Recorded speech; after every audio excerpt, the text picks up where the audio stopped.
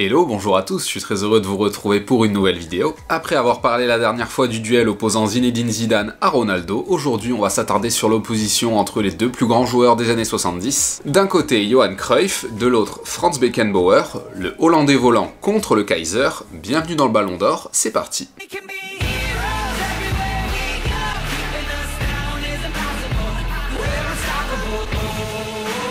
Tout d'abord, il faut savoir que ces deux joueurs sont à mettre en relation avec les clubs qu'ils ont propulsés au firmament. L'Ajax d'Amsterdam et dans une moindre mesure le FC Barcelone pour Cruyff, tandis que pour Beckenbauer, en tout bon allemand qui se respecte, on parle bien évidemment du Bayern Munich. Durant les années 70, ils ont permis à ces deux organisations de remporter 3 Coupes d'Europe des clubs champions d'affilée. 71, 72 et 73 pour le club ajaxide, 74, 75 et 76 pour le bavarois. Exploit qui n'a depuis été réédité que par notre cher Real de Madrid. S'il a parfois été aperçu avec le numéro 9, c'est le 14 qui symbolise sans la moindre contestation possible Johan Cruyff. Sur les 30 dernières années, sans trop de difficultés, vous rencontrerez bon nombre de joueurs qui portent ce numéro en son honneur, comme par exemple les Français Thierry Henry et Blaise Matuidi. Pour Beckenbauer, bien qu'il fût aperçu avec le 4 en début de carrière, c'est avec le numéro 5 qu'il réalisa son fait d'armes principal sur lequel on va revenir. Meneur d'hommes hors pair et par conséquent capitaine de leur sélection, ils se retrouvèrent en finale de la Coupe du Monde 1974. Ce jour-là, deux oppositions de style s'affrontent. Le football total façon Orange Mécanique où tout le monde attaque et tout le monde défend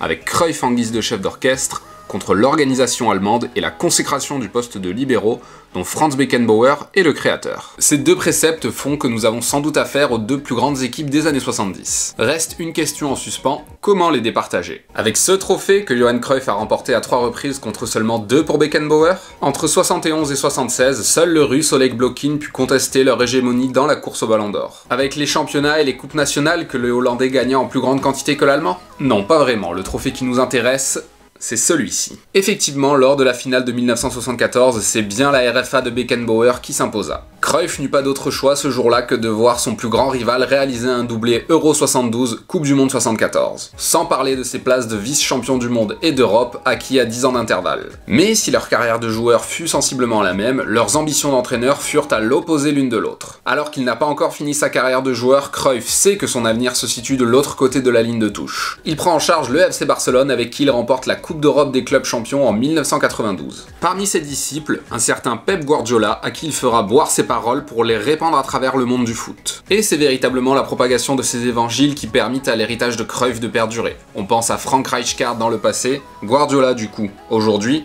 et tous ceux qui cherchent à ressembler à ce dernier, Bruno Genesio en tête. Chaque entraîneur rêve aujourd'hui de devenir le Cruyff 2.0. Ce n'est d'ailleurs pas absurde d'affirmer que Cruyff eut un rôle prépondérant dans les succès de l'Espagne entre 2008 et 2012. Et aujourd'hui, en tant qu'entraîneur de l'Ajax ou du Barça, vous n'avez pas trop le choix, vous êtes obligé de rentrer dans le moule du plus grand joueur hollandais de l'histoire, sans quoi votre aventure risque de s'écourter. Et c'est beaucoup plus mitigé en ce qui concerne la carrière de Franz en tant que coach. Une place de finaliste en Coupe du Monde avec la RFA parce que tout ne peut pas être parfait, une victoire en Coupe du Monde parce que Beckenbauer, et enfin une expérience du côté du Bayern Munich parce que la base quand on est un entraîneur allemand. Non, je ne parlerai pas de son aventure mitigée avec Marseille, on a déjà vu ça dans une précédente vidéo. Voilà, pour résumer, en ce qui concerne la carrière d'entraîneur, mon avis penche plus du côté de Johan Cruyff, mais par rapport à son passé de joueur et parce qu'il a un lien particulier avec la Coupe du Monde, avantage Beckenbauer. Quoi qu'il arrive, nous avons certainement affaire à deux joueurs qui font partie du top 10 des plus grandes personnalités de l'histoire du football, et même les zones d'ombre qui entourent leur personnalité, comme par exemple la permission de Cruyff de fumer ses camels sans filtre à la mi-temps des matchs,